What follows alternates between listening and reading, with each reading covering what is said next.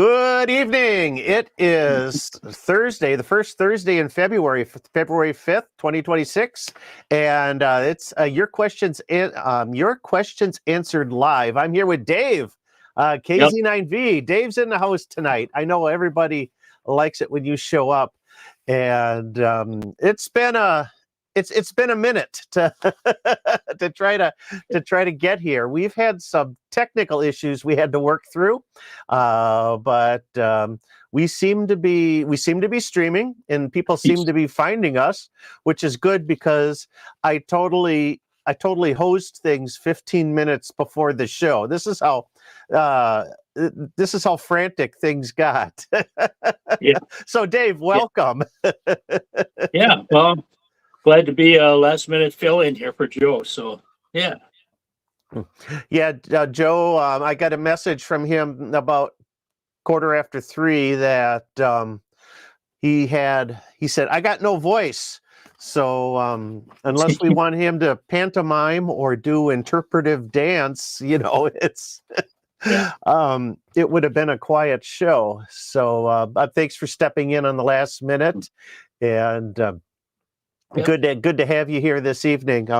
Yeah, like I said, this was kind of frantic because this is your first time on our new streaming platform. Yes, it is. It was not smooth.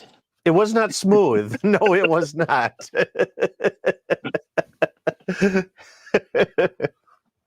But we got you here, so that's good. And excuse me, I'm kind of recovering from a cold too. It's last weekend. I was totally under the weather, so I might have a couple of hacks or coughs this evening.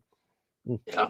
Well, you better not go down because I'm not doing this by myself. No, it's we barely got you here, so just gonna kind of throw some names on the screen here to welcome our guests and visitors in the chat, in the gallery. Matt, K89 Delta Zulu Tango from Stoughton. I always love getting Stoughton when I fire up the 40 meters. Scott. And Andrew from Mike Delta, good old Maryland. I always like to say Maryland is for crabs. So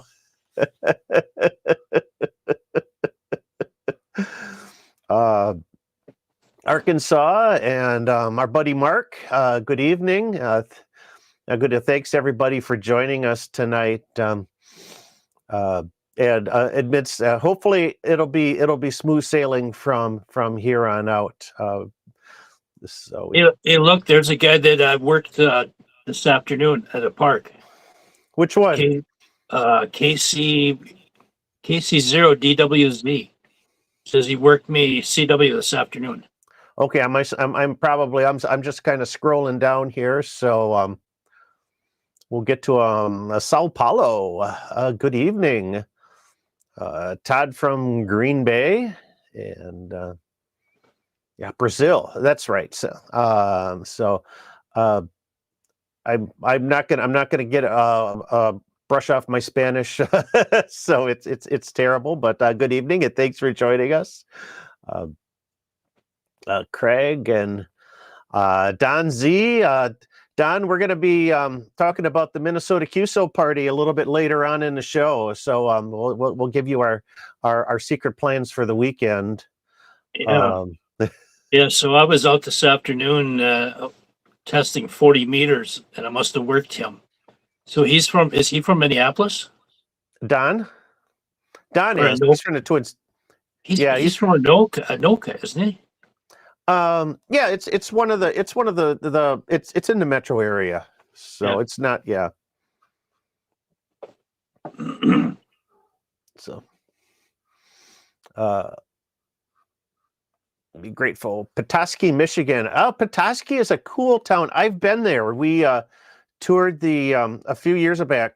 Christine and I toured the upper end of the UP, went all the way to the eastern side, and then went down the bridge to Petoskey because we wanted to visit we wanted to get a Petoskey stone, but also get drive through the tunnel of trees and see Ernest Hemingway's favorite spot to visit. Which is the town north of Petoskey that I can't remember now all of a sudden. There he is. Mike says he lives in New Prague. New Prague, okay. So I got too many people in here. We've got a full show tonight. A lot of stuff going on that we want to talk about, but we also want to take time and answer your ham radio questions. So if you've got any amateur radio related questions this evening, we'd love to hear them. Drop them into the chat. We got Dave. You know, Dave's a broadcast engineer, so he knows things. Yep.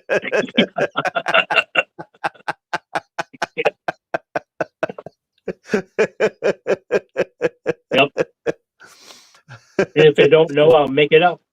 Yeah, you'll make it up.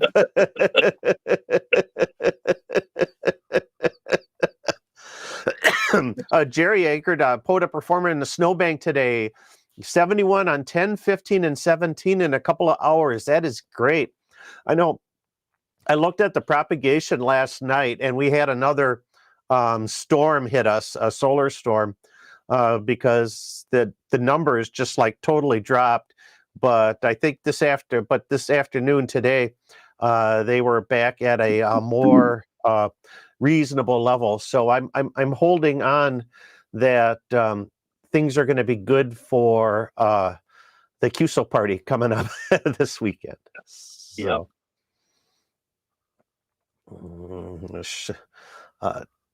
Charlevoix. No, it wasn't Charlevoix.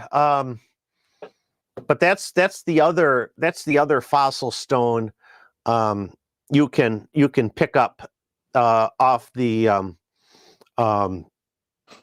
shores there. I'm gonna look on the map and see if I can figure out this little town. Oh,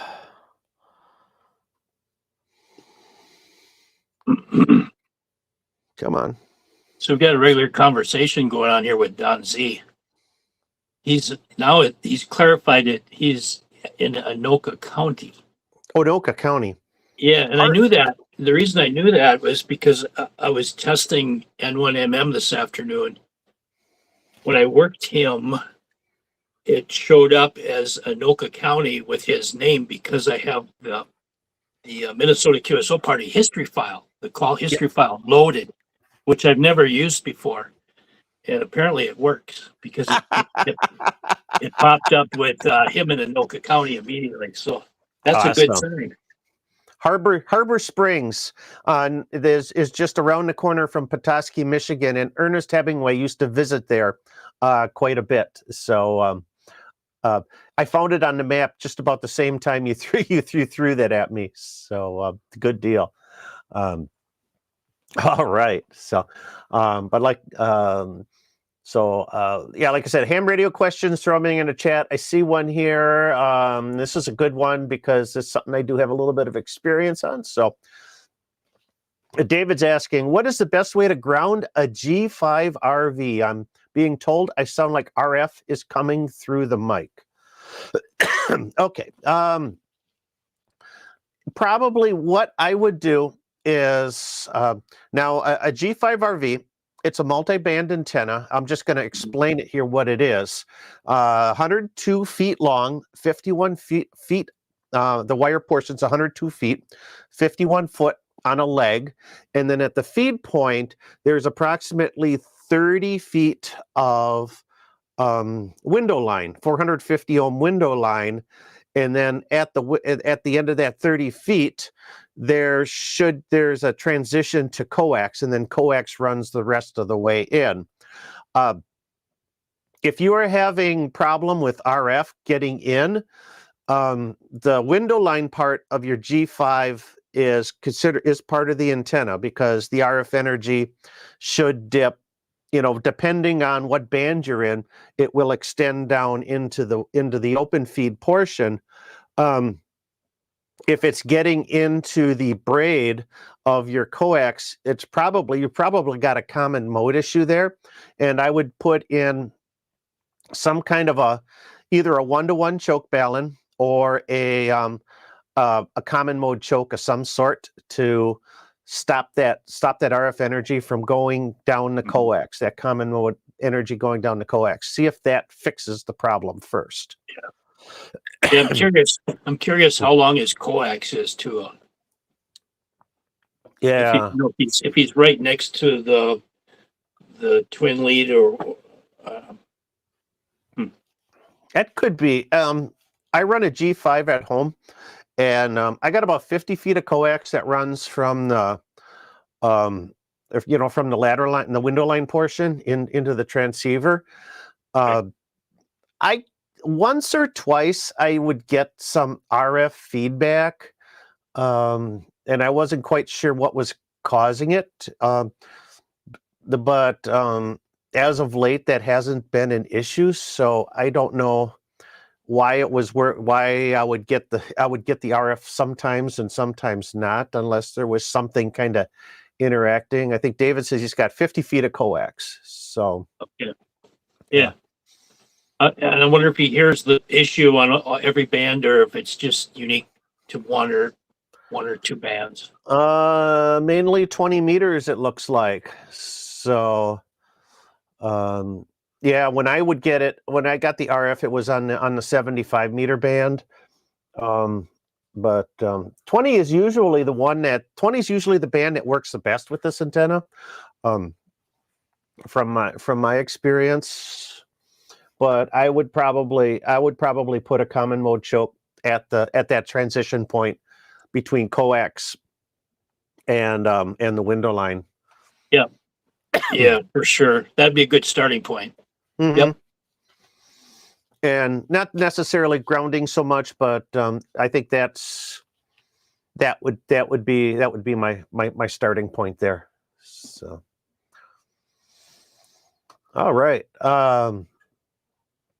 Well, that was a relatively easy one.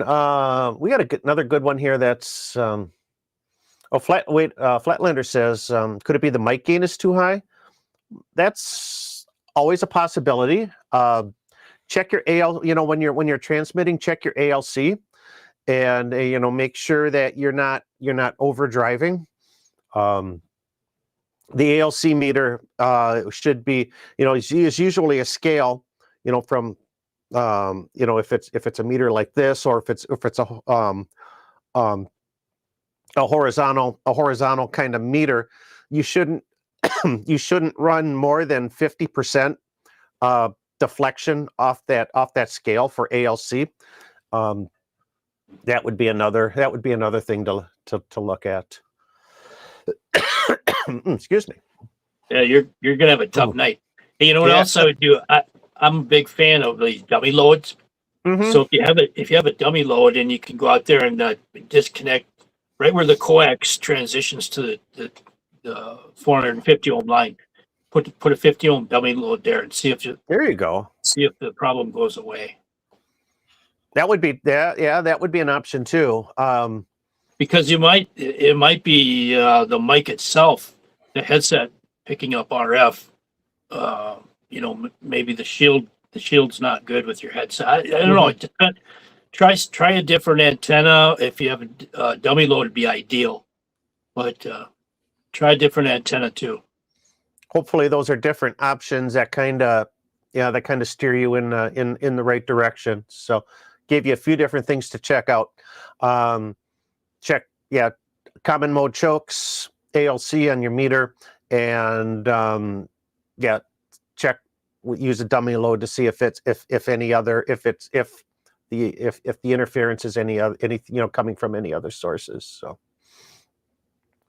November 8, VOX recently picked up the Yaesu FT1000 MP. Any advice or pointers for operating this venerable old rig? I know there are videos out there on it. It's that's a classic. Top of the line 25 years ago, unfortunately, but it's still it still can hold its own, as Joe would say. The the FT1000s were good, and the later model ones like the Mark, was it the Mark III, the Mark IV, the D, the MP, are all, they still are legitimately good rigs, solid rigs. I think the things to look at those is I believe they have the mechanical filtering in them, the Collins filters, which are quality. Not a lot of transceivers of that age don't have a lot of DSP functions, but those the mechanical filtering really can block that noise out. So I think you're going to be really happy with it. Mm-hmm. But yeah, for something of that age, I think there should be plenty of resource. I would imagine that there would be a more than a few videos, but just about any of those old school rigs, they all kind of operate the same. I don't have a whole lot of experience running one. I know there was a guy in our club that had one and absolutely loved it. So that's all I could say is that, yeah, you're gonna love it too. See, you just called it a venerable old rig. Yeah. If it doesn't have tubes, it's not a venerable old rig.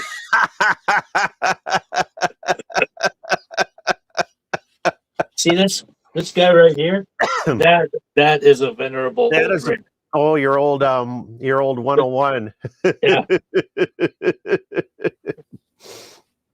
Now you took that out onto an activation once, didn't you? Well, or operated a portable. Here's the thing.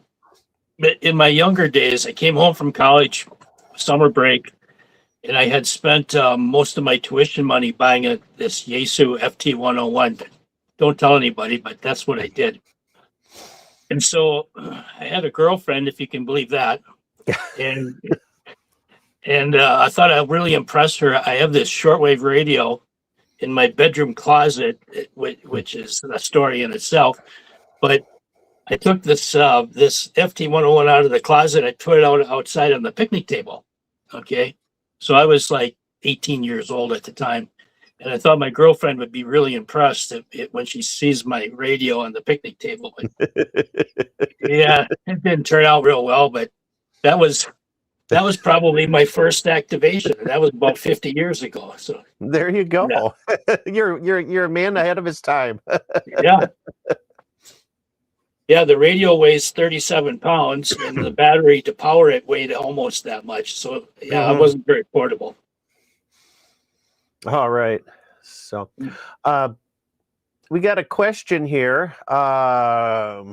C. Keylor. I'm headed to Oahu in March with my FT891. Normally I use a 16 amp hour battery. Any reason I should buy a Bioenno 8 amp hour and not a much cheaper Amazon 8 amp hour battery? I know Joe really likes his Bioenno batteries. They're a quality made product. I've used the inexpensive Amazon batteries for years, and I haven't had any issues with them. When you're traveling, the big concern is the capacity, the total watt hours of the battery. You want to stay under that threshold for TSA. So yeah, yep. And the TSA is 100 watt hours. Most airlines will let you go to 160. So 160 has kind of become the standard, but they're enforcing those battery restrictions a lot tighter. Since the first of the year, they've actually started cracking down. Not just with the batteries that you and I carry around for our radios, but the radios that are the batteries that are in like these electric razors, electric toothbrushes, maybe heated gloves or heated boots. What they call it, battery bank, power bank. Power banks, yeah. Because they've always asked you when you check your bags, do you have any lithium batteries in your checked bags? And most people don't even realize how many lithium batteries they actually have because they're they're internal to these devices, So you got to be careful with that. But with the batteries that we're carrying, the main thing is stay under 160 watt hours and make sure that that is labeled on the battery itself. The manufacturer's label, and don't count on the TSA guy to know that if you multiply volts times amps, you get watt hours. But it's got to be labeled. And the other thing is make sure that the terminals on the battery are insulated or protected so that there's absolutely no chance of an accidental short circuit. They're real picky about that too. But a lot of these batteries, either they're not labeled when you get them, or the label wore off because you're dragging it around on all your activations. So make sure that label is readable. Yeah, with watt hours, it has to have it. It has to say the number of watt hours on physically on the battery itself. Yep. The Bioenno battery, typically they have a power pole pigtail on them, which would comply to being it's not something that you could easily short circuit. So that might be an advantage of those.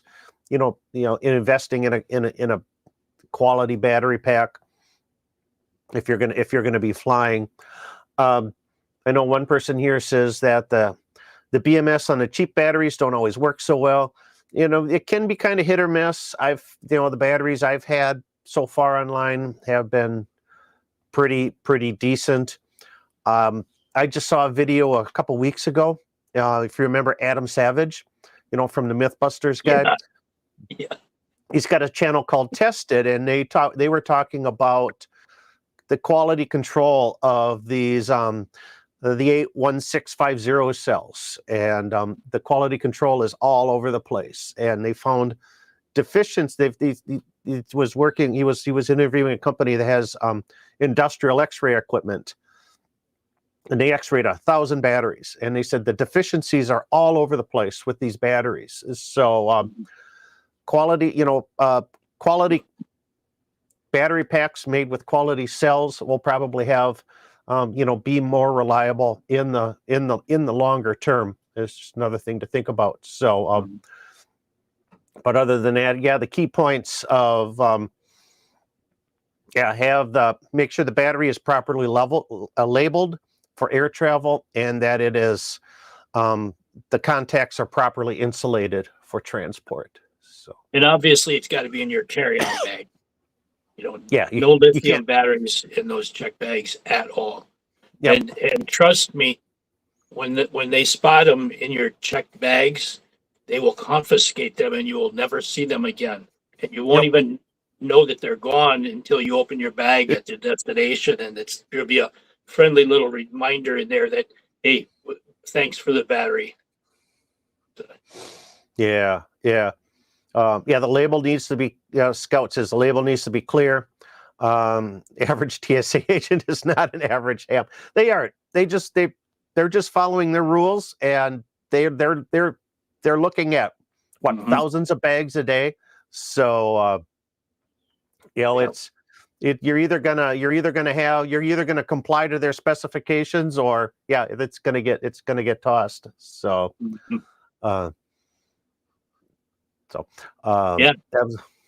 have fun in Oahu. I've operated from Hawaii many times. It is a lot of fun. Yeah, and you got a couple of places you like to go to on that island when you operated, didn't you? I never operated on Oahu. All of my activations were from Kauai. Oh, okay, that's right. Yeah. That's right. Yeah, but there are parks, lots of parks at all of the islands, and we don't want to waste a lot of time on that today. But you'll have fun. Watch out for the homeless people. That's my one word of warning there. Mm-hmm. Yep, absolutely. So, I was going to grab one more question here, and we're going to go into the break. Kyle's asking, do you guys like using end-fed half waves for DX? I have purchased several end-fed half wave antennas, My signal doesn't make it past my mailbox. I've never made a single contact on an end-fed half-wave antenna. Oh, I hope he's not serious. yeah. Yeah, I hope there's a little bit of hyperbole in that statement. Um, I think, end-fed half-waves can be, very respectable DX antennas, especially on the upper bands, 10 or 15 meters. I think it's with any antenna, its propensity for DX long distance communication is going to be how you're able to deploy it, is because the key to good DX is your RF radiation takeoff angle. A relatively low takeoff angle is going to give you a much longer skip zone. A higher takeoff angle is going to give you a little bit shorter skip zone. And then if you go straight up or down, you're going to be a cloud burner or near vertical incident skywave type antenna. So, and the takeoff angle really is relative to the orientation of the end-fed half-wave. It just happens that most of us are using these long end-feds that are designed for like 40 meters, and so it's not practical to deploy them vertically. Mm-hmm. But let's say you did deploy it vertically, which you could easily do if it was 10 or 15 meters. Then the takeoff angle would be great, just like a regular vertical. Yep. Oh yeah, absolutely. In fact, for vertical antennas, like the Challenger antenna, KJ6ER's Challenger, which is a vertical off-center fed antenna, I've gotten good DX with that. The Performer antenna, which is a quarter wave, good DX. End-fed half waves, if I can get them, if you can. A lot of people like to do the sort of the sloper configuration. Mm-hmm. I think if you really want to DX them, you almost have to get them in sort of an L or or a flat top, at a reasonable height for the band you want to work at. So to kind of generate that takeoff angle, you really want to see. Yeah. But you're just maximizing. There's still no reason why he's not getting beyond his mailbox. Yeah. I'd be curious. What is it? Is it a 67-foot one, or is it longer, shorter? Because these things come in all different lengths. Mm-hmm. So. Yeah, there's definitely questions, what you're using for coax, how long is your coax run, could that be a contributing factor? Power levels might be a contributing factor. Yeah, I'd be curious about the integrity of his transformer, the 49-to-1 transformer. Is there an issue there?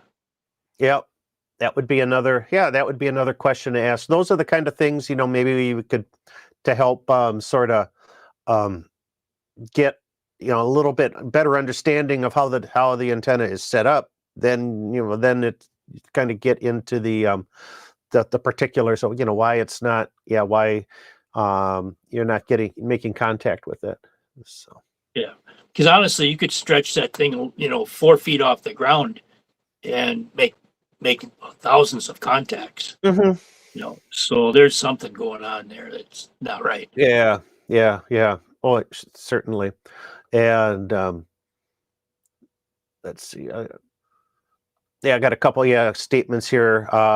Environment as well. Environment plays a part. Propagate solar conditions. We've been relatively lucky through the winter months with decent propagation, but as of late, there's been a lot more turbulence in the in the solar activity. And that can play a part too, and how things are, how your antenna is performing. All right, good questions. Yeah, keep them coming up. Like I said, we got some other stuff we're going to be talking about too, and let's see. But the one thing I do want to talk about are our patrons. Those are the people that keep the show running and the lights on here, the software streaming, and I really appreciate our patrons that over on Patreon. We got some new ones from that joined in the month of January, and I just want to say hi to them on our supporter level. Clancy Gidney, Angel Torres, and Jerry Niles, and also on the friends level, Ryan Brukart and Nathan Bettenhausen. Thanks for finding us, joining us, and helping keep that mission alive. The people that really go over and above each month, though, are our associate producers, and those are the ones we acknowledge every show and every episode, every video. You get your name on the end credits there. Larry, Mark, Lyle, Michael, Tom, Michael, Mark, Kyle, Tim, and Dave. Also Bill, Brian, Dave, Don, Joel, John, Conrad, Jason, and Ron. And thank you to our associate producers. Your support goes over and above, and I am entirely grateful for that. Now, you could also become a patron, and it's not that difficult to help keep the mission alive. Go over to patreon.com/KB9VBR antennas. And with that, I'm going to have just a quick word from our sponsor. KB9 VBR antennas are simple, effective, and affordable VHF and UHF antennas for amateur radio, MURS, public safety, and GMRS. Made in the USA with quality parts. Get yours online at jpole-antenna.com. Okay, so it's been a busy month building antennas. January is always, for some reason, when it gets super cold outside, people are thinking about antennas. And I've been working like crazy this last month. And the weather warmed up now in February, and it kind of slacked off a tad for me. But we're ready, and if you're looking for a VHF or UHF antenna, we are ready and able to help you out with that. So, okay. Hey, Michael, I just looked at the propagation. The KP index is down to 1. It's S0 noise right now. Oh, hey. And it's supposed to stay that way for a couple of days. Mm-hmm. Well, that's good because and maybe this is a good lead in too. Is with the KP index staying relatively quiet because we got something going on here in this weekend, this Saturday, and I'm glad you're able to join me tonight, Dave, so we can talk about the Minnesota QSO party. So. Mm-hmm. Yeah, it's great. This will be. I think this is like year number 4 for us. I'm pretty sure it is. Actually, I think it's year number 5. I've been trying to do the math. Okay. And I think the first time we went out, just kind of looking through things, was on February of 2022. Okay. So that was the year we made the long drive. Relatively, there wasn't the really long drive, but it was quite the drive. Yes. So, because I remember one year we drove through Rochester and then went way up north. Was that 22 or 23? That was 22. Was the one we went. We drove through Rochester. Yeah. And then across the prairie, and the wind blew us, I don't know, every which way, and that was the year we wrecked your Hustler. Yes. Mm-hmm. We thought we could put a Hustler whip with 3 resonators on the top, on the lightest weight of stud mounts screwed to the back of your truck. And the good news is there was nothing damaged on the truck. Yes. That was quite an experience. And so it's the Minnesota QSO party is always it's always been a lot of fun. It happens the first Saturday in February, and that means that this coming Saturday, the 7th, is the event. 1400 UTC to 2400 UTC, 8 o'clock in the morning through 6 o'clock p.m. And I think we've done mobile, all of these years, but for last year and now for this year, I think we've kind of settled upon a strategy where instead of being a mobile operator, driving from county to county to county to county to county to get points or to get contacts, we're just going to stay at one. We're going to drive to a spot, set up, and we're just going to stay there all day long and do the multi-operator thing. Yeah, we were kind of forced into that because all these state QSO parties have unique rules, and the Minnesota one, their rules do not allow multi-transmitters in any rovers or mobiles. And so, when we transitioned 2 years ago from just the one radio to now both of us operating simultaneously, that kind of forced our hand into not being a rover or mobile anymore. So so we're a portable deployment because we show up like 45 minutes before the contest and have to set everything up. It's almost like field day for us with a 45-minute setup. But once we're set up, then we're there for the duration. Because if we move to a different county, then we'd be illegal. So Yep. And that worked for us. Last year, our goal was 1,000 QSOs. And the way in which we kind of divided things up is I stayed on 20-meter phone, and I just worked 20-meter phone for that entire 10-hour stretch for contacts. I'm supposed to be the contact man.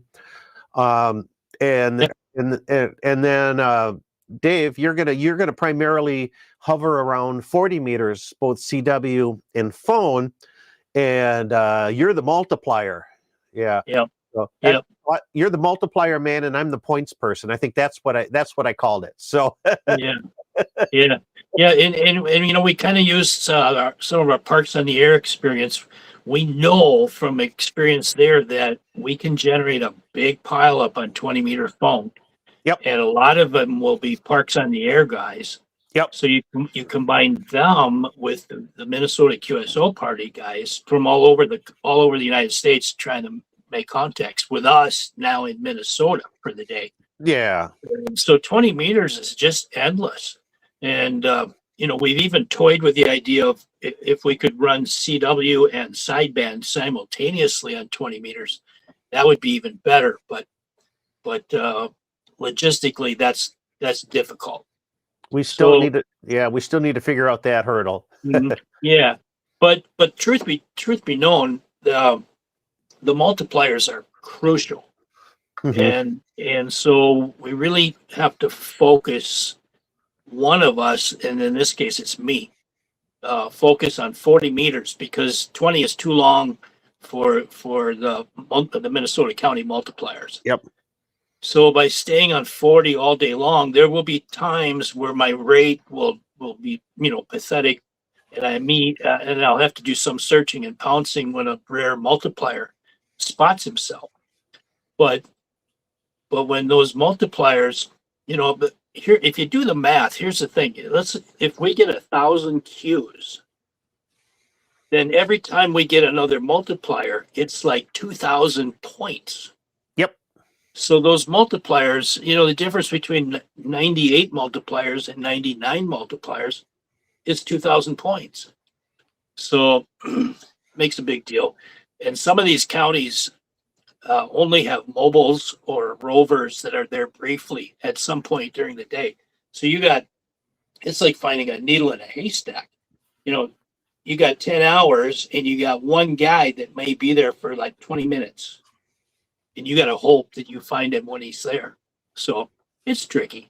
And that that might be the only time that county's on the air. There's some counties that are way out in the sticks. Minnesota's a big state. It's a there's in that, but not a lot of, but the people are all congregated, around the metro area and whatnot. So yeah, if there's a few counties where those mobiles or rovers, when they hit that county, that might be the only time that county's on the air. So Right. following those rovers can make all the difference in that. Yeah, that 2,000 point jump. Yep. And so some of these mobile guys are pretty good about posting their schedules ahead of time. So like they're going to be in this county from this time to this time, and all that's Mhm. great. And sometimes they'll say, yeah, I'm going to be exclusively CW, or maybe I'm only phone. That helps. But you still need to know, like, what frequency are you on, or approximately what frequency are you going to be on? Because again, it's a needle in a haystack. Yeah. And if these guys spot themselves, or if people that work them spot them, and we see the spots, then I can pounce. Yep. But yeah, it's interesting. Last year I think we finished with 950 Qs and 95 multipliers, which is Yeah. really, really, really good. And propagation was not that great last year, so that was impressive. Our goal is higher than that, and we can do it if the propagation is right, and Mhm. if Murphy stays away, so that's always a chance too. That's the big issue. So I'll run. Our goal last year was 1,000 QSOs. We were just this far away from reaching that goal. So we want to break that 1,000 Q ceiling this year for sure. And I'll be 20-meter phone. I'm going to run a vertical antenna, the Performer antenna. That's from my estimations, it's got a good pattern that I don't need DX. I just need stateside contacts, and that antenna will solidly deliver stateside contacts all day long. Dave's going to go with an end-fed half wave to give you sort of the ability to do the band jumping, and especially the 40 meters, because the 40 meters is going to be crucial for us to get those Minnesota counties. So. Yeah. That NFED has got great NVIS properties. Mm-hmm. So that's perfect for picking up all the counties in Minnesota, and also for picking up the close-in states like Illinois and Indiana, Michigan, that your 20 meters underneath. Yeah. So that, and then we've got two radios that are literally 3 feet apart inside my truck. and even though we're on separate bands, there's some serious RF flying around, and so we need every trick in the book to mm-hmm. minimize the interference, but isolating these two RF systems from each other, because the last thing you want is us interfering with each other, and then can't hear what's going on. It'd be a nut house. So part of that trick is to use one horizontally polarized antenna and one vertically, because they're right there. That's like 20 dB in our favor. That's 20 dB, and then we use we both have band pass filters. Yep. And also what we've stumbled on is what really knocks down the interference is common mode chokes on both ends of the coax. We got a common mode choke at the feed point, and we've got another choke at the transceiver. And surprisingly, between all three of those, I don't know how much, what kind of attenuation, we're able to get between the bands, but it's good. It makes what we're doing doable. So I'm not going to say it's 100. I'm not going to say it's 100% eliminated, but it is pretty darn close. So. Yeah, it's tricky with if we could get the antennas a half a mile apart, problem solved. But that's not realistic, Yeah. So the setup where we will be located, logistically, if we could get the antennas about 70 or 80 feet apart, that's about the best we can do. Yeah, So, yeah. So, yeah, QSO parties are like war. Logistics wins more than tactics. Logistics yeah. has a lot to do with it. Yeah, now the biggest thing you don't want to do is go on YouTube and tell everybody what all your secrets are. So don't tell anybody. Yeah, yeah. So here's what. Okay, so here's how everybody can help us. You need to know the exchange because this is Minnesota, and Minnesota's a little passive aggressive. We've seen that in the media. Minnesota is passive aggressive. This is what we need from you. Is that two things? Your state or county if you live in Minnesota, and your first name. I need to know your name. So I will give you my name. You give me your name. And we're going to be operating under call sign K0M, Kilo Zero Mike, because we found that crossing the border, a 0 call works a little bit better than a 9 call, especially if you're sitting. Then if you're sitting, across the other side of the Mississippi River, and we don't want to get into any of that Minnesota passive aggressivism. Oh man, they're gonna kill me. When did this show become political? Oh no. I'm a Minnesotan. Did you know I lived in Minnesota for 5 years? So Oh, yeah, you betcha. You betcha. So K0M, Kilo Zero Mike. You'll get me, Mike, and Dave, but Dave's going to be Mike today. We're both Mike on Saturday, and we're gonna want your name. You give us our, so it's gonna be fun, and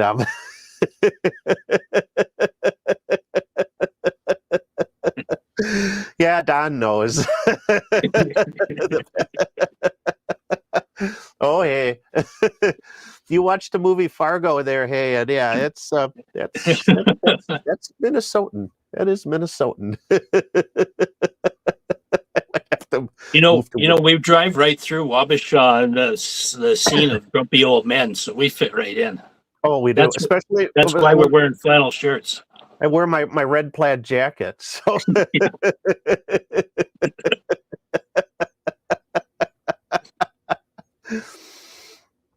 all right. It's going to be fun. We're going to have fun. So,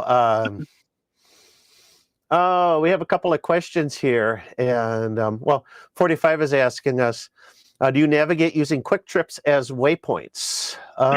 Yeah. We do. And they're still called Quick Trip in Minnesota and not Quick Star like they do in Iowa. Yeah, in fact, our first stop is always that Quick Trip that's 8 miles from my house. Mm-hmm. Coffee and donuts. Got to get my Karuba. So keep us going. It's going to be a long day. So I hope we get you in the log. I hope we get all of you in the log, because that'll help.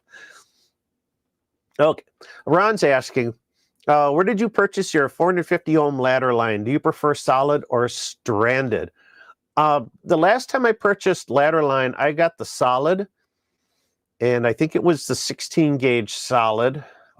It's stiff. And the Wireman of South Carolina, except I'm not sure if he's selling anymore.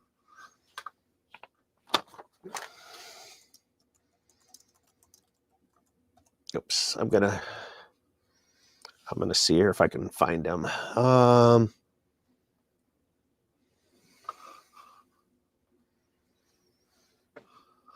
Yeah, the original, thewireman.com. I've bought cable, wire and stuff from him. And this is where I've always bought my window line before. Let's see what do they have. Antenna wires. Rope. Feed lines. The last time I looked on this, nope. Yeah, it was out of stock. 16 gauge, 450 ohm stranded line was out of stock. And that's been like that for quite some time. So I'm not sure if he's selling anymore. At least the window lines. DX Engineering has it though. You can get it online from them. So that might be an option. I got to get some more. Probably when I go down to Hamvention, I'll see if I can get a nice big coil of that again. So because I want to build. Because Ron's that follow up from Ron. Anyone use a doublet? That's what I want. That's what I gotta build. And a doublet, we'll say is I think it's 140 feet, or is it 110 feet for the vertical? I can't remember now exactly off the top of my head for the horizontal component, and then it's open wire fed all the way to the tuner. I bought a bunch of wire. I was gonna make my own window line for a doublet. It's been on my project list for a couple of years, and I just haven't had the time to get it done. Maybe we can do one this spring. That might be a field day antenna. It'd be a good antenna for field day. They're really quite efficient, and they are because they're open wire fed. They can handle some pretty crazy standing waves.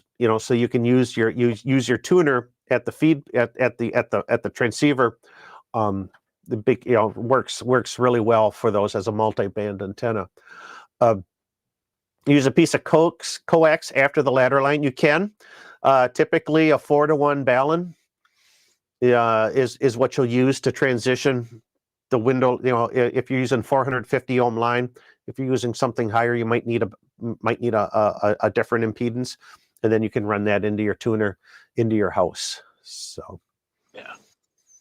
I always thought that ladder line was a pain in the ass to, for going out and doing portable. It's really, really awkward. I don't like it. Now, if you're gonna put in something permanent at your house, I could see it, but that window line's a pain. Yeah. Oh yeah. And you start bringing window line into your house, and now you're talking about RF in the shack, and that just opens up a whole new can of worms.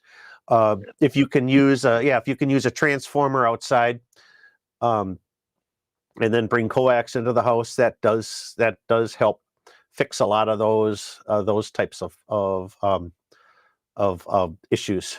So. Yeah, I mean, you can't run it next to anything that's metal. It's a pain. Mm-hmm.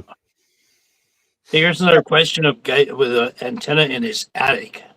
Oh yes, he's got a JPC7. I don't know what that is, but I have a dipole in my garage attic, and it's one of the best antennas that I have actually. And his question is, does the antenna recognize the attic floor as a ground plane? Mm-hmm. And he said he has no foil. So that was my question. But unless he has a foil barrier, either between the attic and the main house, or worse yet, under the shingles on the roof. But he says he has no foil. So as far as the antenna is concerned, ground is the ground. The wooden rafters and sheetrock and whatever you got in your house is all invisible to that antenna. So it's ground is ground. Yeah, the JPC7 is a vertical antenna. It's with a coil similar to like a Wolf River coil kind of thing. So it would be a shortened vertical with a coil at its base.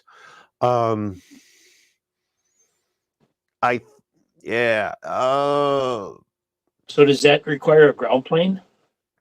It would require like either like if it was sitting on actual ground, you would need either radials or maybe a Okay. magic carpet or something like that. Okay, so in the attic now, it's going to be considered an elevated vertical.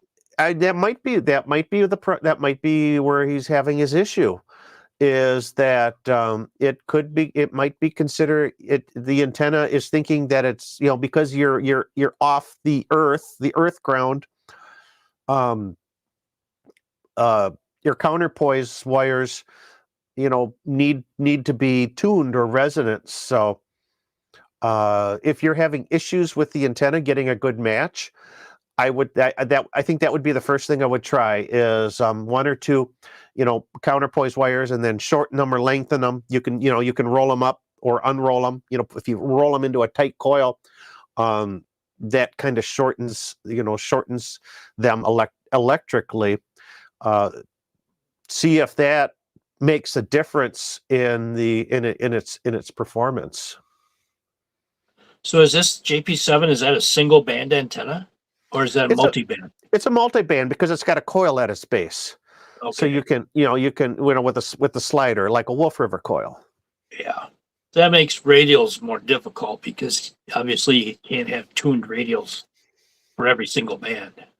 No, It would but be if difficult.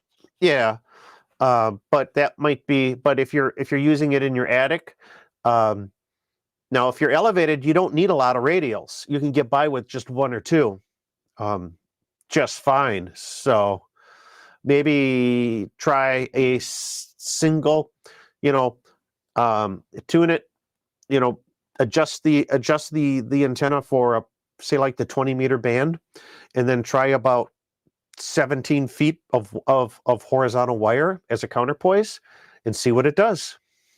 Mhm. That might be the key to so. Yeah, because space is probably pretty limited in the attic. Yeah. Or you use a sheet of tin in the attic. I don't know, for like a for a VHF UHF antenna, that's going to work. That'll work just fine. For an HF antenna, I don't know if that'll do the Yeah. trick. It's not like a magic carpet laying on the ground where it's Yeah. capacitively coupled to the ground. Yeah. So But give that a shot. Well, you can try window screen. Maybe window screen will help too. Instead of multiple radial wires. See if those kind of help you out.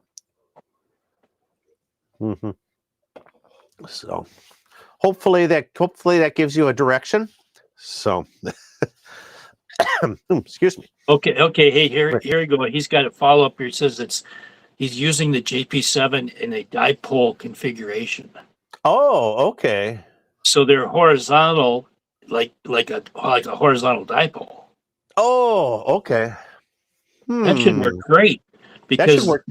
now you forget everything we just said. You don't need it. There is no ground plane. Yeah. You've got an elevated dipole, and if yours works as good on 20 meters as mine does, you're loving it. Yep. I've worked European DX with that 20-meter dipole in my garage attic, and I have a pretty tall garage, so it's probably about, well, I'm gonna guess it's 17, 18, 20 feet above ground. So it's like it's a quarter wave above ground, and it worked great. Even with a bunch of snow, I could have snow, ice, all kinds of stuff on the roof. It still works great. So, yeah. Hopefully, yeah, it's not working at all. So, I don't know. Unless you got, unless there's some kind of metal like, even if you don't have a metal roof, if you've got a metallic vapor barrier between the shingles and the substrate, that might be enough to attenuate your signal. that could be a culprit too. That's common. Those vapor barriers are common, especially in the southern U.S. So I don't know. Yeah, this is. Yeah, I'm not sure why. Why else it would not be functioning. So So it's not a mismatch. It's just he's just not hearing anybody. Is that the problem? Or no one can hear him? I don't know. Yeah, we're carrying on a text conversation here. yeah. Maybe taking it outdoors and trying it outdoor if it works at all outdoors, and then moving indoors with it might help kind of understand if it's an antenna issue or if it's a location issue or something like that. So have you tested your coax? If you've got like a SWR of like 6-to-1 that you can't get rid of at all, maybe your coax is bad. That might not be that might be something to look at too. So Yep. Time for that dummy load again. yeah. So hopefully that gives you some directions. So all right. This is something I kind of wanted to get into this evening before we got too late in the show, because I think this is something that's kind of important. So Dave, you're familiar with the application Ham Clock, aren't you? I don't know. I don't think you use it at all, but Yeah, actually, I'm not. you've I don't have one. So yeah, I'm kind of curious, like, because it's all on Facebook. It's all the chatter. it's all the chatter. Ham Clock, like what? Okay, so what I got behind me is not a ham clock. That's a commercial product called Geochron. Much like the mechanical maps, way back in the 60s, 70s, and 80s, this is an electronic version of that, produced by the Geochron company. Ham Clock does of something very similar to that, except it runs on a Raspberry Pi, and then it pulls information from various sources so that you can get the map. You can get the map, the world map, with the clock that shows where it's daylight and where it's dark. You can see solar activity. You can see DX spots. You can see tons, just tons of information visualized on this map. And the application, the Ham Clock application, runs on a Raspberry Pi. It's was provided for free by Ham by the name of Eldon, WB0OEW, and then the community kind of you would buy your little equipment and a monitor to put it up and whatnot. So Ham Clock unfortunately has reached its end of life, and I think it kind of reached its end of life in the most tragic of ways. And this really took the amateur radio community by shock a little bit last week, because Eldon, WB0OEW, announced that he was not, at the beginning of the year, that Ham Clock was no longer going to be updated. But then he announced this last week that the servers that he was maintaining, this is a closed source program. He's the developer, and he was doing all the work for it. The servers he was maintaining were going to shut down in June. And come and find out that last week, Eldon, tragically, he took his life. And it's, I don't know how, it's a terrible thing. I just want to throw this up here. I mean, if you or anyone is in a situation like that, where I don't know what demons, what was going on inside of him, but if that's something that weighed so heavy on him that it went to that point, help is available. And I just want I want to let people know that there are people out there that you can talk to and work that out 24 hours a day. So we're just going to leave that up there for a moment. So, which it totally surprised me. It took me by surprise. So, Yeah. and that's but so after that news came out, that the ham clock application was going to be end of life. Of course, the big question is that well, what's next? Can other people develop ham clock? Are there alternates available? And there are, there's Geochron would be a option.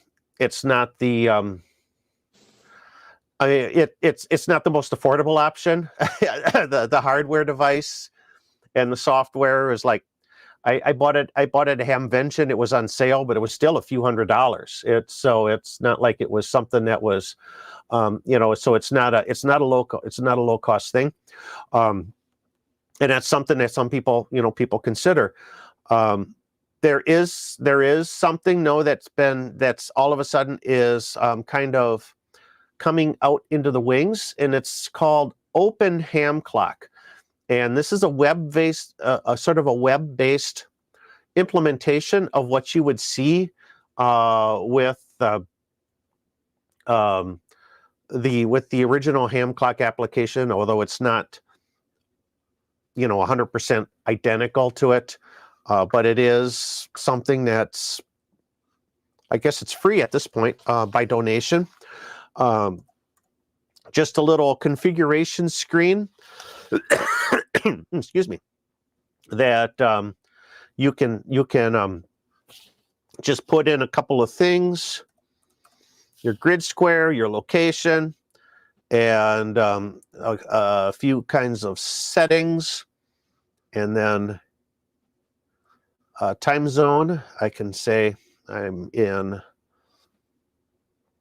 the Central Time Zone, save settings, and here you go.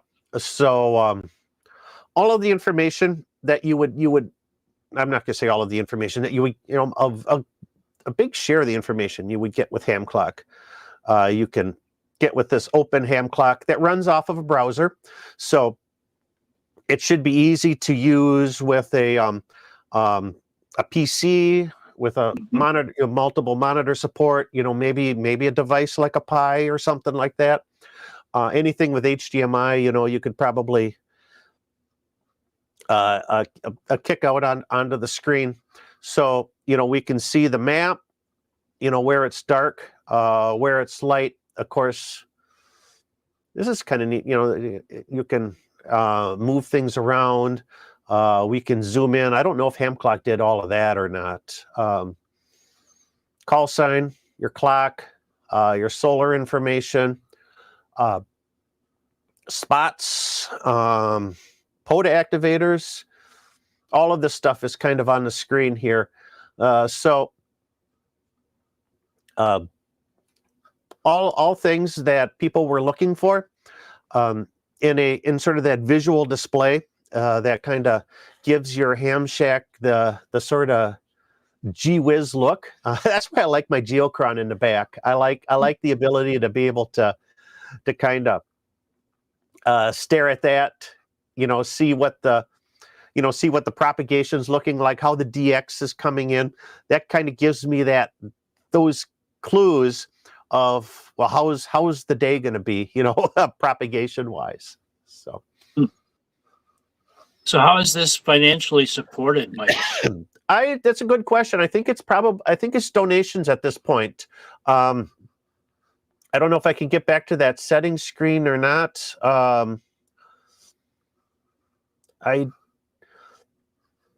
They do have, yep, there's a PayPal link right here. So donate via PayPal. That's how you can donate. So it's freeware, shareware, what we would call it back in the day. You can make changes, if you want your call sign bigger. Looks like you can, in fact, it's since I've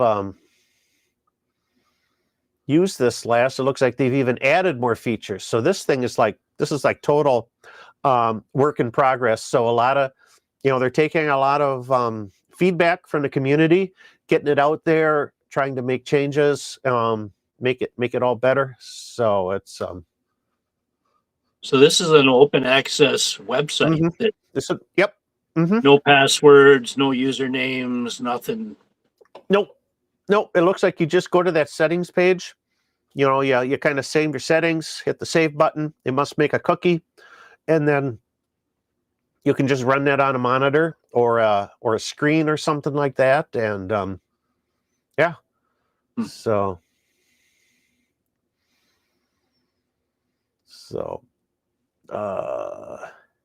yeah, I love it. Great for satellite work. I think it does show satellites. I think that's one of the layers. There's multiple layers. I didn't see if I can get back to the settings or not here. Yeah, see if I can pull up extra. Oops. The clusters. I seem to be missing some. I can't get to my settings button now because I made my call sign way too big. Let's see if you had the the Innovato ham clock, you can run it from your Pi device. So your old hardware should still all work with this. So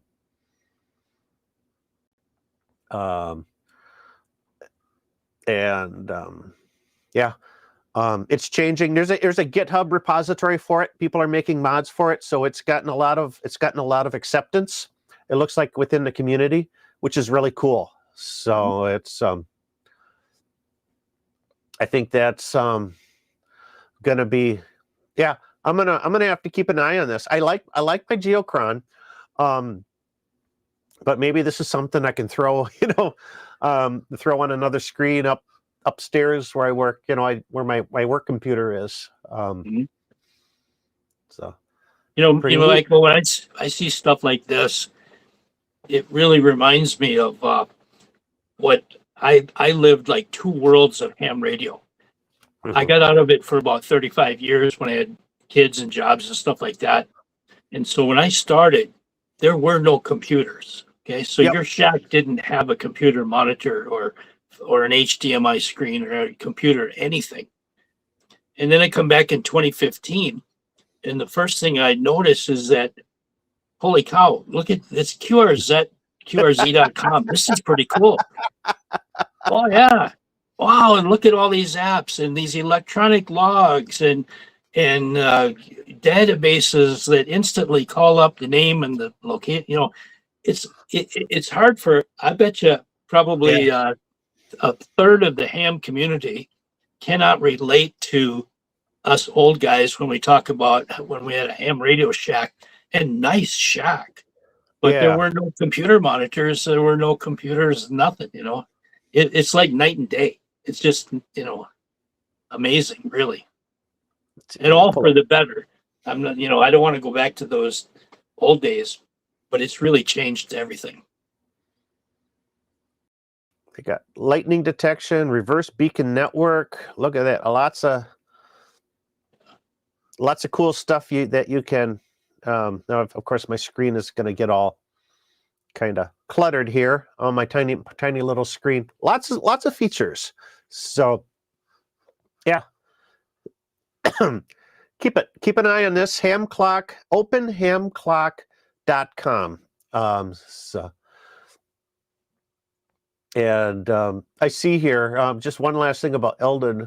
Dan says that he had pancreatic cancer. Yeah, that's a tough diagnosis. I know a guy that succumbed to pancreatic cancer, and it's that is not something I would wish on anybody. So, all right. So check it out, openhamclock.com. So, What platforms is it on again? It's on. It's platform independent. Yeah, it's a website. It's a web. It runs on a browser window. So, if you got the Chrome browser, it'll run. It'll run on anything. I run it on my Mac upstairs. I run it on my PC, my Windows PC. We got running tonight. So it's yeah, it'll run on anything. Okay. So, we're really kind of chewing through things here, Dave. So one last thing I wanted to kind of get through this evening, and that's Winter Field Day, because that was a couple of weeks ago, and Oh my God, it was cold. it was cold, to say the least. Some of the coldest weather we've had in the state of Wisconsin for a very, very long time was that the weekend of Winter Field Day. It was like January 24th and 25th, and Friday. So we had a cottage down in beautiful central Wisconsin, the central sands of Wisconsin, and it was nice to have heated indoor facilities for this weekend, because driving down there on Friday, I don't think it got below or got above minus 10 degrees. No, and it was really windy too. Yeah. It was bitter. It was bitter. It was bitter cold on Friday. Saturday wasn't so bad. We woke up to minus 20, and I think it got up to about 0 degrees. So we had to set up the antennas, and in that cold weather, but pretty much spent most of the day indoors. And then Sunday, it was I got above 0. Mm-hmm. But it was sunny, so the teardown wasn't too bad. So can't complain. What did we get? About over 500. Over yeah, it was 500. more than 500. Yeah. Yeah, over 500 contacts. I was going to try to see if I could Winter Field Day results. I was going to see if I could find our information here. N9CNF was our call sign. And see, there we are. This is a different animal than this, like the Minnesota QSO party will be this weekend. Yeah. Because with the QSO party, we're the DX. And we get spotted, and everybody in the world is looking for guys in Minnesota, and especially guys that are sitting in a porta park. But Winter Field Day, you're just one little fish in the ocean. Oh, yeah. And so it's much tougher. A lot of search and pounce, and a lot of getting stomped on by. Well, the bands are crowded. Yeah, the bands are crowded because there's so much activity. So 42% of the objectives were covered, 99,285 points. Not too bad. So that's respectable. A little bit less than what we did last year. Was it really? Yeah. I'm looking at the indoor stations here. Well, the top so far, the leader, 44,000 points, 2,100 contacts. So I don't know where we even. Hey, page 3. Okay, so that puts us at about. We're at about 17th place in the indoor category. One of the cool things about the exchange for Field Day is that the number in the exchange is the number of transmitters. Yeah. So, and then one of the letters designates whether you're indoors or outdoors or in your house or whatever. So you immediately kind of get a picture of who you're dealing with. And I was shocked that how many of the stations were like many, many transmitters. We had 3. And there were, of course, a lot of guys by themselves, but there were places that had like 7 transmitters. Oh yeah. And I'm like, wow, what kind of a setup do these guys have? That 10 below 0, I'm not going out there putting up 7 antennas. I'll tell you that. Yeah. I think too, because of the weather this year, while we in Wisconsin we had record cold weather, other parts of the country had record snow and ice. Yeah. So, like through Texas and the southern tier states there, they had ice. They had to deal with. Yeah. The mid continent, mid south, Tennessee into Virginia, snow, Yep. blizzards. Yeah. Up into New England, it just tons and tons of snow, and a lot of Yeah. people were operated and just from home because there was a lot of just one transmitter home, one home or stations, more than I remember from other years doing winter field day. So. And we live here in Wisconsin, so we kind of deserve what we get. But it's all fun and games until the electricity goes off. Mm-hmm. When that ice starts taking the trees and the power lines down, and it's 10 below zero, and now that's a whole nother world there. Oh yeah. Because now playing radio becomes secondary to frozen pipes and keeping your house warm. Yep. The ice storms is not something that I like at all. Just that because it's a mess. It's a mess to clean up, and it takes out trees, it takes out power lines, and causes all that damage. I can deal with a foot of snow. I can deal with some cold weather, but it's just the ice I can just totally, I don't want any of that. Yeah. I almost lost my 160-meter loop a couple of years ago with an ice storm, and that's a bitch. That thing's like 500 and some feet of wire up there, and that's actually why I went to like this. I think it's 18 gauge bare copper clad steel wire. Yep. Because almost nothing sticks to that, but ice will, and once it starts collecting, and then it starts glazing, and as the rain continues, the ice just gets thicker and thicker. So, yeah, but otherwise, it was I think we had a good time for Winter Field Day this year. Like I said, the accommodations were very comfortable. Joe and I have done some Winter Field Days out in the sticks in a unheated cabin that took hours to get that little wood burner, heat the walls up so that that you don't freeze in there. And then other years, we've been stuck at home too, with just terrible weather. So it's who knows what we're gonna do next year though. We're gonna do the cabin 3 years in a row, or are we gonna go to something a little more primitive? I keep telling Michael we need to find somebody that has one of these ice shacks. That's what I want to do. Get somebody with an ice shack. They can drill a hole in the floor and catch fish, and we'll have coffee going on the stove. There we go. And we'll be out on the lake, out on the lake with like a half-wave antenna or something. It'd be fun. Yeah. Well, last year I tried to put an antenna out onto the lake, and that was a challenge. But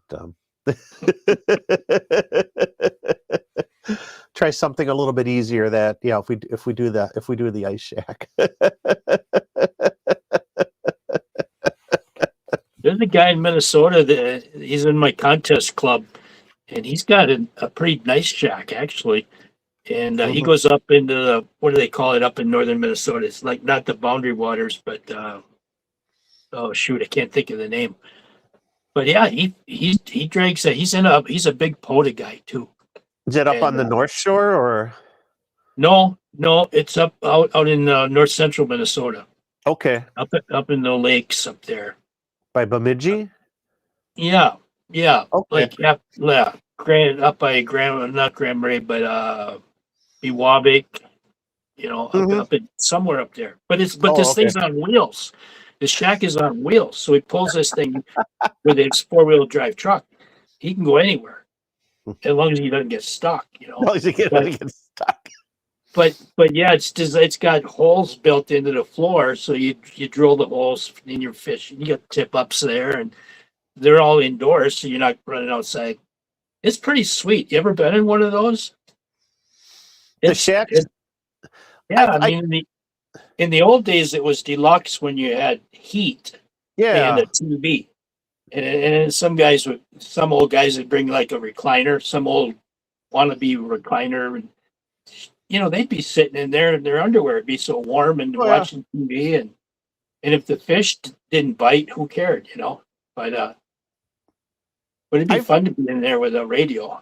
I've toured through some of those shanties, on wheels where they just drop the wheels, Yeah, yeah, and then open up the floorboards. I've seen those at like the state fair and that, but yeah, that would be nice. I saw a reel a few weeks back. This guy took an old late model 1990s GMC Yukon, and he kind of rerouted the exhaust so that he could cut holes in the floorboards in the back seat. So you could yeah, sit in the back seat and then pull the carpet away and yeah, just fish right yeah, through the. yeah, yeah. Try explaining that one to your wife. Hey, honey, I'm gonna drill some 6-inch holes in the floor in my vehicle. Oh boy. Yeah.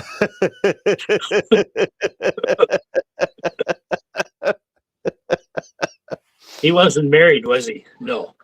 I don't know. Yeah.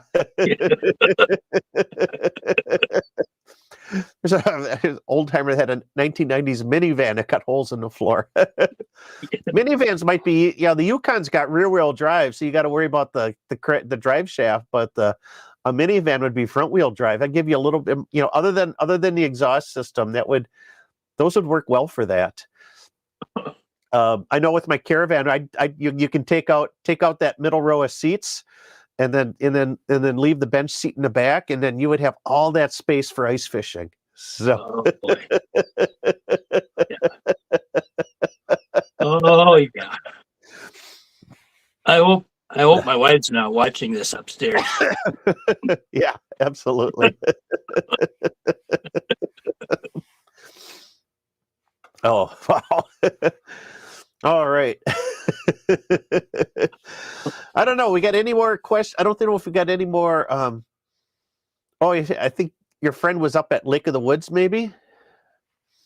Yeah, there you go. That's it. Yep.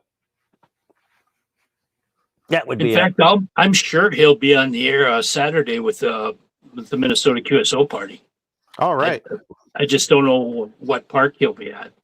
So, but he'll be on a lake in a park somewhere. Because like I say, wish I could remember his call sign because he's a big POTA guy. Minnesota State Parks they have cabin rentals for the winter. Some of the cabins are big. They're like designed to sleep like 20 people.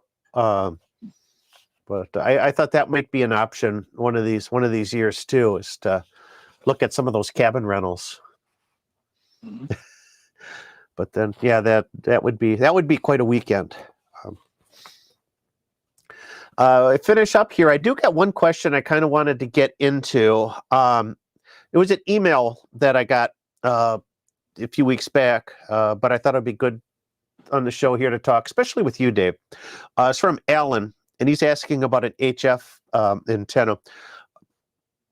He's currently studying for his technician and general test, which he's scheduled to take. Live and travel full-time in a fifth wheel, and I recently purchased one of my antennas. Having trouble determining an appropriate HF antenna to start with for HF. Campgrounds have limitations due to campsite size, trees, no trees, etc. You make any recommendations for a starting point for an HF antenna? Don't expect a one-size-fits-all or one antenna to do everything, but I just need to start somewhere, and the HF antenna field is vast. Any help is be appreciated. So, yeah. And having you on the Well, show tonight, Dave, I yeah, think, a good person to kind of bounce this one off of too. So, yeah, yeah, yeah. I tell you what, I carry in my bag probably 5 or 6, 7 different antennas, and there's a different antenna for every situation and scenario. But if you're starting from square one hmm and you want something that will work in just about any circumstance that you find yourself in, it's easy and simple. I just don't know how you can beat that POTA performer. hmm It's an elevated vertical, so it takes a lot of the variables out. What kind of the ground situation you have. Are there trees? Do you have a telescopic mast? And you don't need any of that stuff.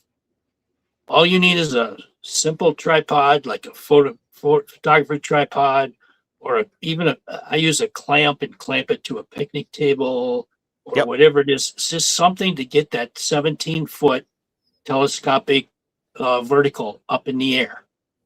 It's really simple. It doesn't cost a lot of money. That vertical whip is what, like $80 or something. That's your biggest cost. It's your biggest expense. Yeah.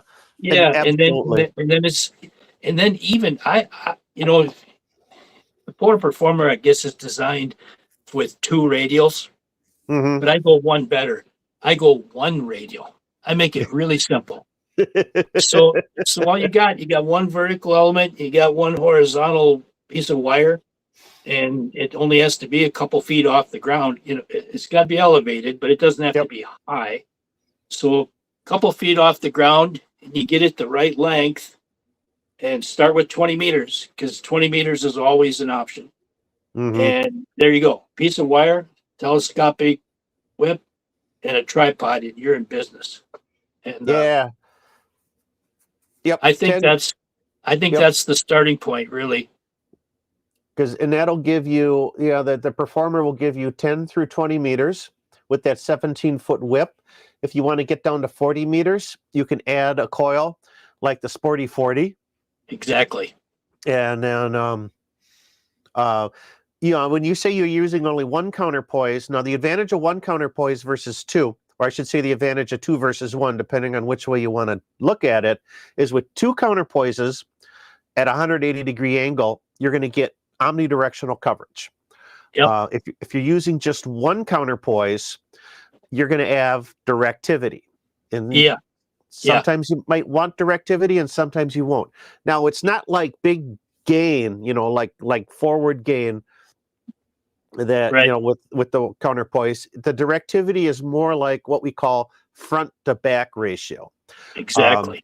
It's gonna favor stuff that's in the direction of that counterpoise and sort of help inhibit the stuff behind you. So Mhm. if you want to focus on West Coast stations, we're in the Midwest, I could point my counterpoise to the west, and then it'll help inhibit those strong East Coast stations. Right. Which so Yep. And it's not a huge number. It's like 6 dB yeah, difference front to back. So what 6 dB, that if you relate to your S meter, that's one S unit. one S unit. But So the that's guy that you don't want to hear that's causing interference, he's one S unit quieter. yeah. Okay, that's a plus. That can make a difference. Yeah. Mhm. So, and they set up nice in tight spaces. If space is really tight, then I'll go ground mounted. With like the magic carpet, the Faraday cloth, because then I don't have any radials I have to worry about. With that 17-foot whip, I can still get 10 through 20 meters, no problem. 40 meters with a coil or something like that. Another thing about that performer is that it packs really small. Yes. When you're traveling in your backpack, all you've got besides your radio is that telescopic whip, which some of these are only about 2.5 feet long when they're collapsed. And then you coil up the one radial wire, and your tripod, you're pretty much ready to go. And I don't even carry a tripod. I use that clamp I just find something to clamp it to. But when I travel, I take that thing. I've taken it to Alaska. I've taken it to Maine. I've taken that thing everywhere, and almost everywhere that you go, when you look at the map, there's always one direction that's most favorable for trying to make contacts. And Yeah. so, like when you're in Maine, you point it west or southwest. When you live where we live, we point it south. When you're in Alaska, you point it back towards the states. Yep. And so it's such a simple antenna, and the name is so appropriate, Performer, because it performs. It performs. Yep. Oh. Absolutely. So, Smokey's asking, can you use a camera tripod? I have a really nice carbon fiber one. You certainly can. I put mine. When I deploy the Performer antenna, I do it on. I got an aluminum tripod, a Manfrotto tripod that I use for that purpose. Carbon fiber one should work fine.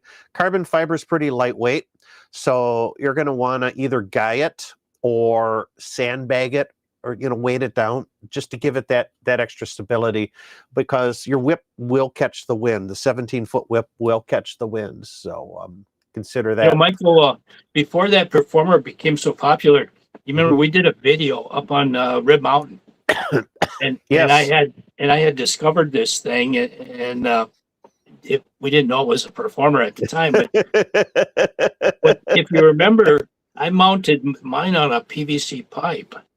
Okay, it was Yes. like a 2.5 inch and a half PVC pipe that was about 4 or 5 feet long, and I stood it straight up, and then supported it with like 3 little guy ropes to keep Little it. guy ropes. Keep it, Yep. And it took about 10 minutes to put it up, and the thing just worked really good. Yep. And, Yep. we didn't even know what we had at that point.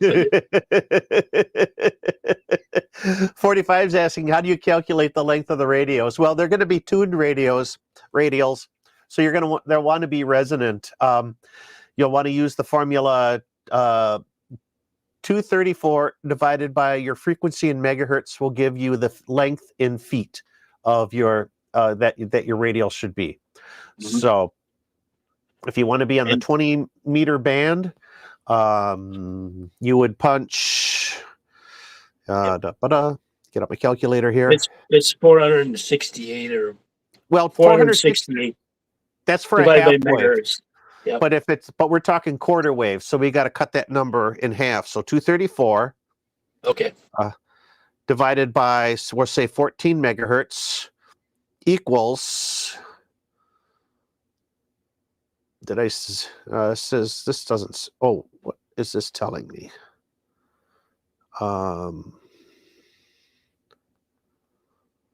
Divided by.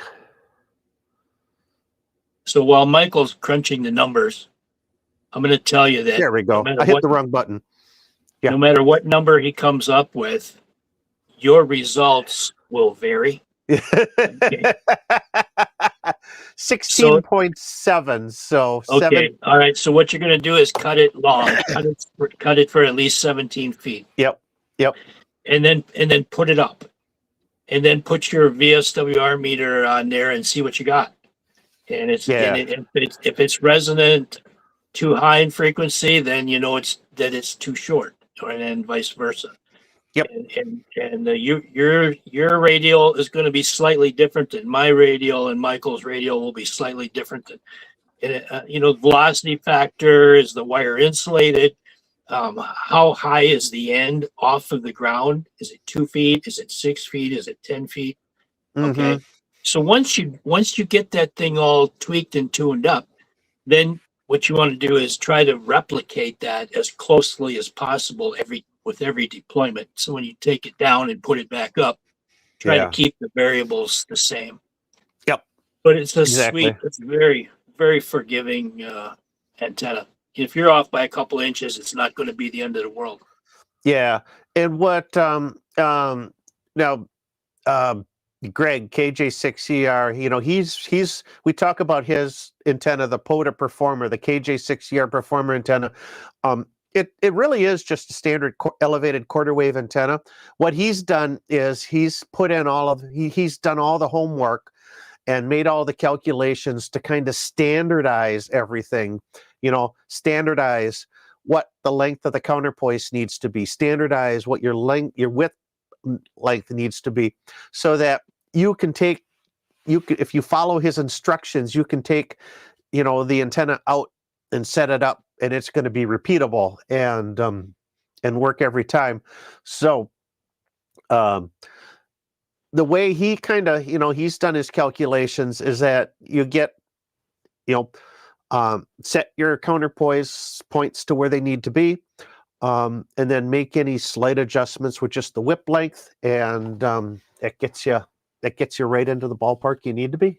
So. Yeah, and this secret that stumbled me for years was the impact of your transmission line and the shield acting as part of the radial system. Mm-hmm. And with the Performer, and with now that we've figured this out, a lot of antennas benefit greatly from a common mode choke right at the feed point. So you take that coax completely out of the equation, and I'm telling you, sometimes the length of your coax would be just the wrong length, and it's like, oh damn, this thing worked great last week, now it doesn't work. No, it doesn't work at all. The only thing I changed was the coax. Oh my goodness. Yeah, so that's a critical part of that Performer, is having that choke right at the feed point. I pretty much run the common mode choke just almost all the time, almost exclusively now, and don't even. It's on the end of my coax run, so it's always there. So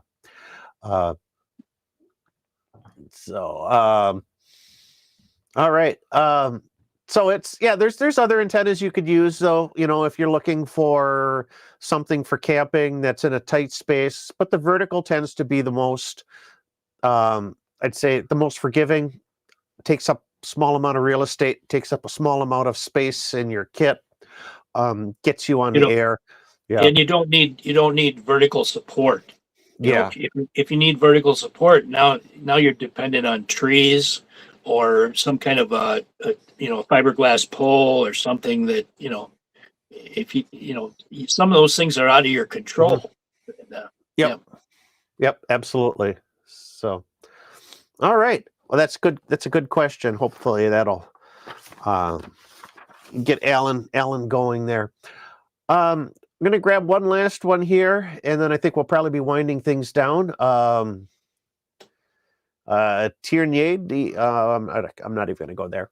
My son is making 2 Yagis to test for his science fair project. I have a Nano VNA and an RTL SDR. How can he use them to measure how good the antennas are? Okay. That's a good question. So I'm guessing that if it's a science fair project, maybe he's making 2 different types of Yagis, and he wants to kind of show the performance of one over the other. So there would ideally that with the Nano VNA, you would be able to put it on the antenna, and you'd be able to measure impedance, complex impedance, Smith, make the Smith chart and all that, and show those kind of objective numbers. You know what, Michael? I don't think he's so much focused on tuning and VSWR issues. I think he's talking about performance, signal performance. Yeah, exactly. So if you had, I don't know what frequency he's building these things for, but you need to be able to receive on both antennas from a common transmission point. There we go. What could he use? Yeah. So the question is about reception only. Yeah, And like there's a comparing s- like storm. comparing two different TV antennas. You know, the old Yeah. TV Yagi antennas. Okay. Okay. Um, yeah, I was gonna say, yeah, they're just looking for signal performance, so that he's in the 6th grade. Um, boy, If you had a um, Fox, you know, some kind of a Fox transmitter or something that you that's could. yep, yep. A couple of people in the chat are kind of getting towards that direction, using some sort of sniffing out some kind of a Fox transmitter, Yeah, um, so that direction find with it. Um, if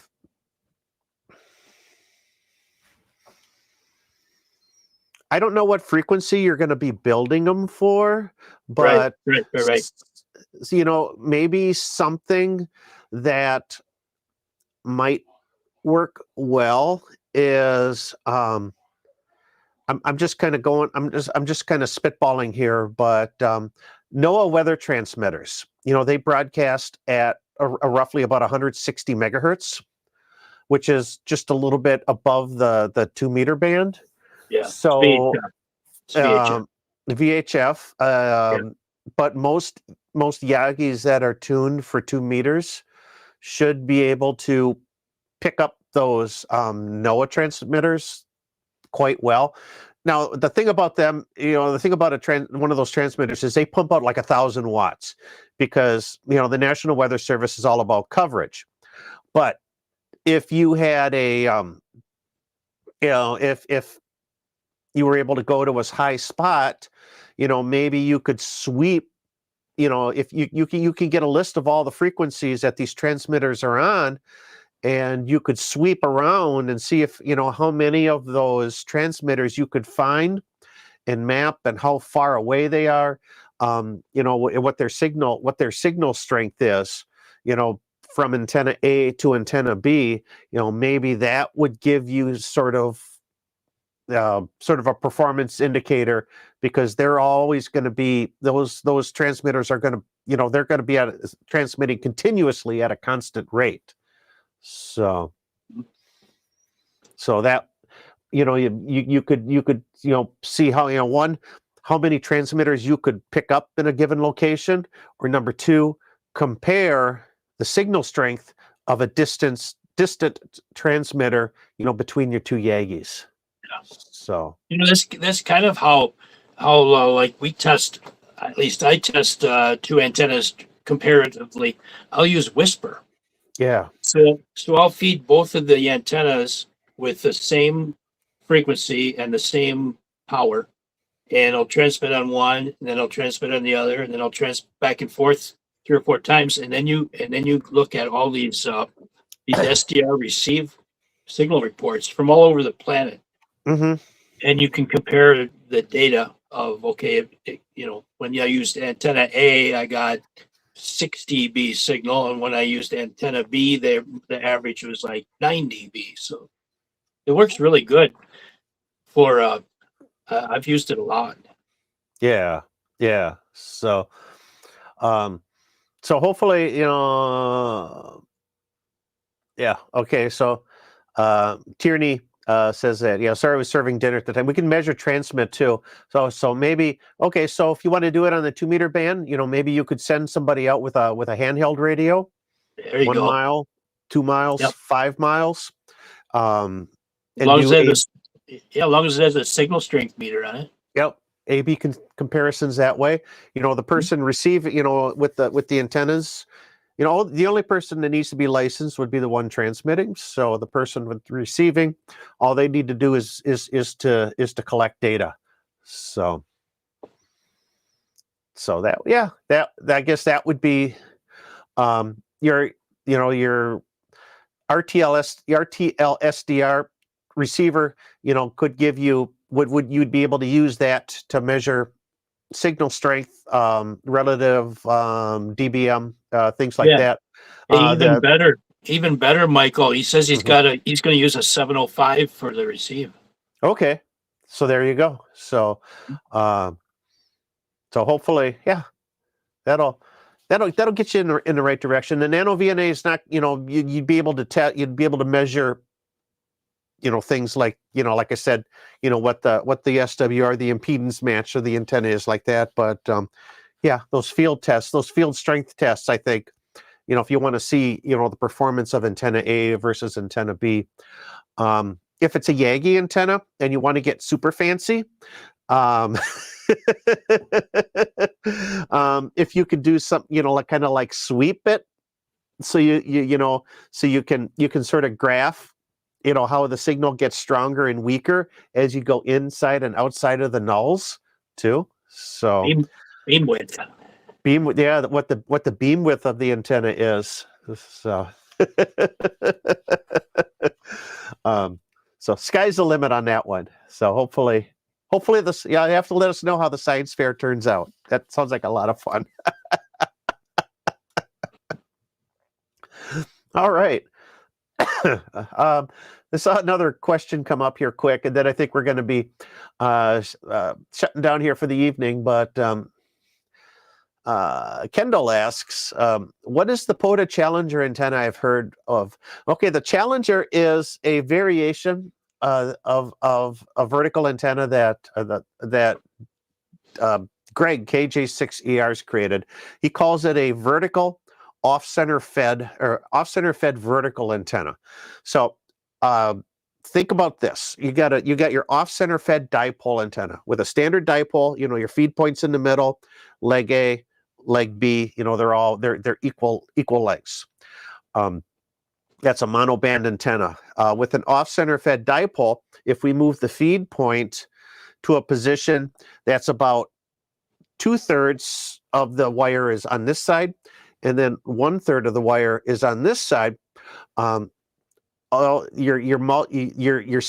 single band dipole has been turned into a multi-band antenna.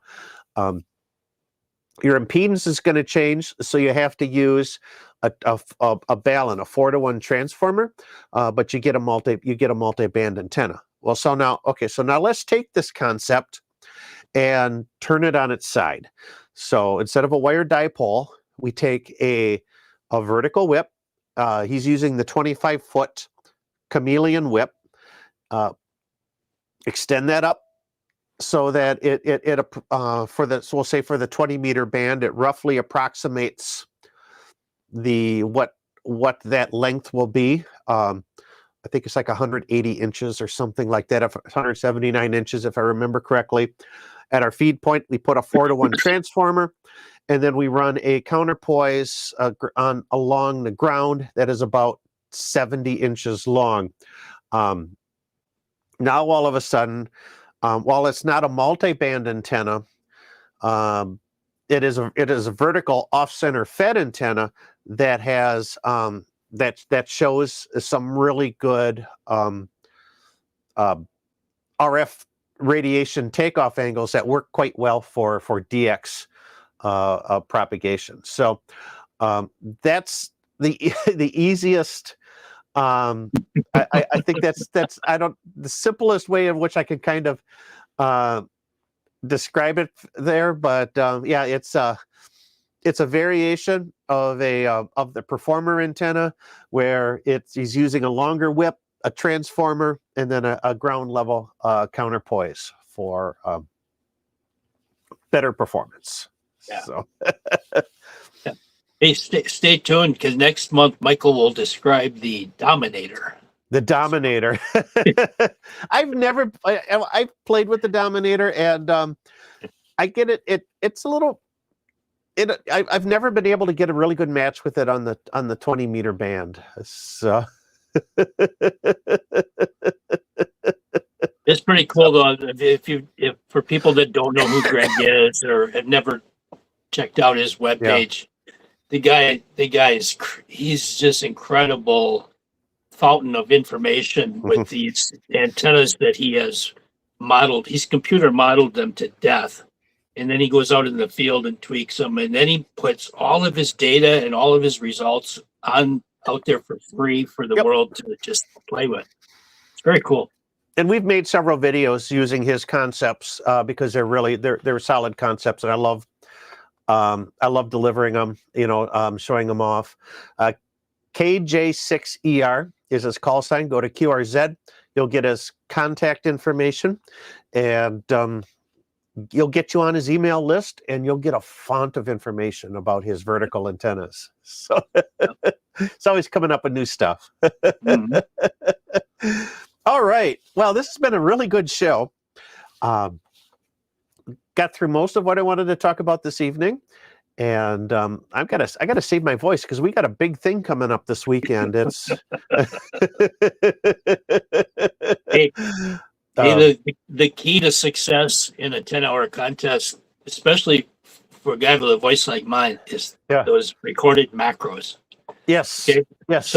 So I'm sitting in the truck here. I can be drinking, having a beer or eating an egg salad sandwich, whatever. And all I got to do is push the button. I push the button and wow, there's Dave, CQ, Minnesota. Wow, he's eating and drinking and talking at the same. He must be like a ventriloquist. But I pushed the button and Michael's just working like a dog, and I'm just sitting in there just pushing the button. I gotta take bites, between calls. People are. I say Q or Z. I grab a bite. I was gonna find somebody.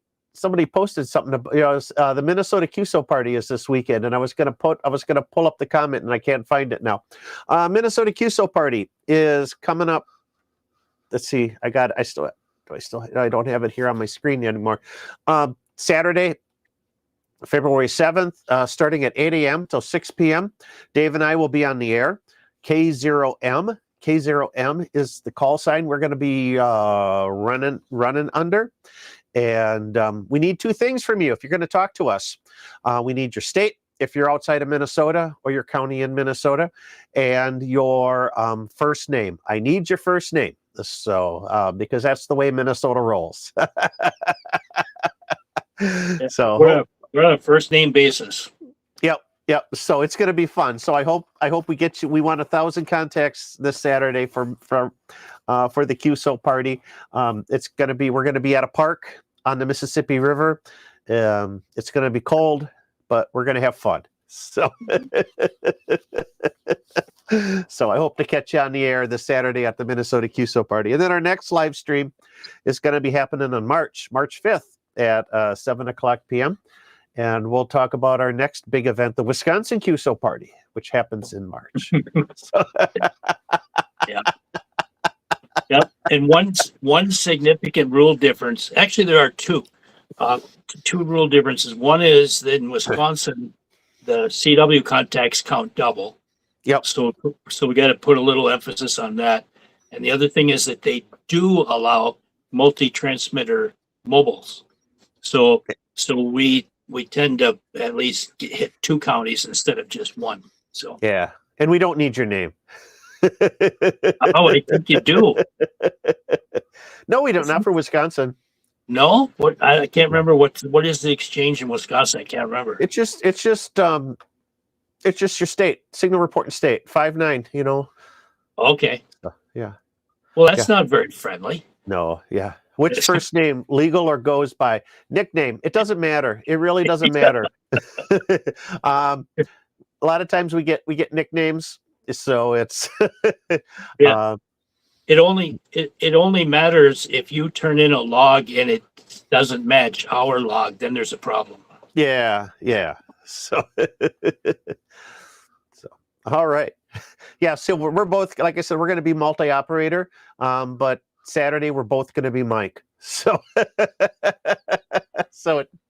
just as long as whatever name you use, it's consistent is all that matters.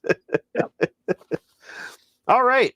Well, it's been a great show. Thanks a lot, Dave, for helping out last second. I'm sure, hopefully, Joe is recovering from his laryngitis and sparing us from the interpretive dance he would have had to have done otherwise because he can't speak right now. So. Oh boy. Oh boy. I thought he was coming down with something at Winter Field Days, so I think it's probably catching up with him. He was sick. He got home And that Monday after he got home, he said he was in bed for 2 days. But then he was back to work the rest of the week, like Thursday or Wednesday. He must have gotten, yeah, he must have picked something back up again or relapsed. Christine was sick last week, and then towards the end of the week I got it. For all your viewers that don't live here on the frozen tundra, it's not only cold and miserable here in the wintertime, we're all sick too. We're all sick too. Yeah. So, all right. Nasib's asking what a call sign. We're going to be K0 Mike, Kilo Zero Mike, K0M. So that's what we're using for the winter field or for the Minnesota QSO party. Stick that into your ham alert for the weekend. And he was out. Joe was in 20 degree below wearing pajamas. That's what probably brought him down. Yeah. If he hadn't had as much antifreeze flowing in his bloodstream, he probably would have froze to death. But he was lubricated.